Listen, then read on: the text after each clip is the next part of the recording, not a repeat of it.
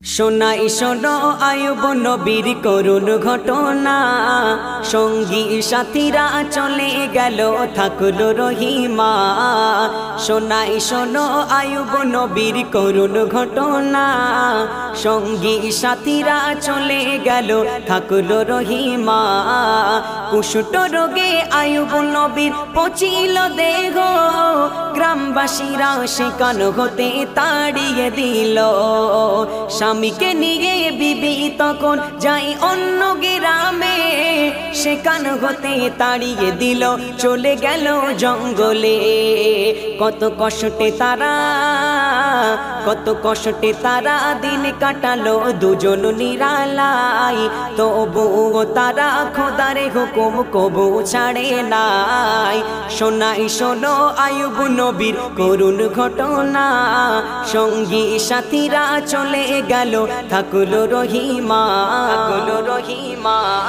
বিবি রহিমা যাই একদিন খাবার সন্ধানে, বলে এক মহিলাকে দাও গো খাবার কাজের বিনিময়ে।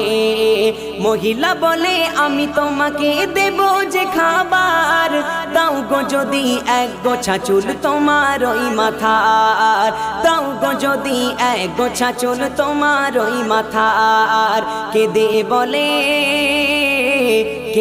বলে বিবি তখন এটা পারবো না, আমার স্বামী চুল না ধরে উঠতে পারে না।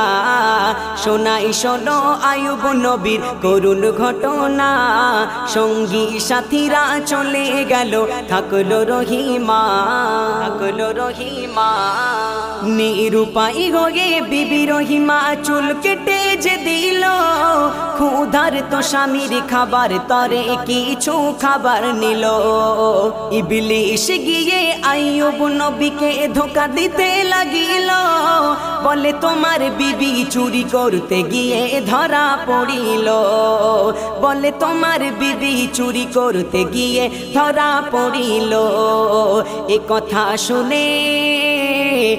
কথা শুনে আইয়ুব নবীর চোখের পানি থামে না, বলে সুস্থ হলে বিবি রহিমাকে আমি ছাড়ব না।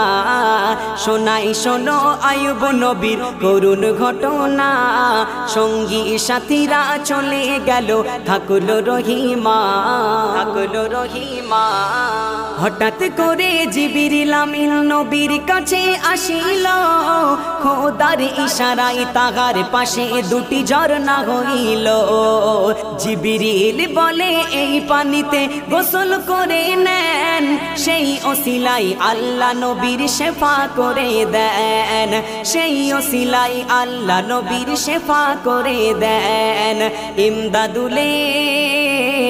ইমদাদুলের কলম লেখে এই করুণ ঘটনা, খোদার হুকুম তোমরা ওগো কভু ছেড়ো না। শোনাই শোনো আয়ুব নবীর করুণ ঘটনা, সঙ্গী সাথীরা চলে গেল থাকলো রহিমা। শোনাই শোনো আয়ুব নবীর করুণ ঘটনা, সঙ্গী সাথীরা চলে গেল থাকলো রহিমা।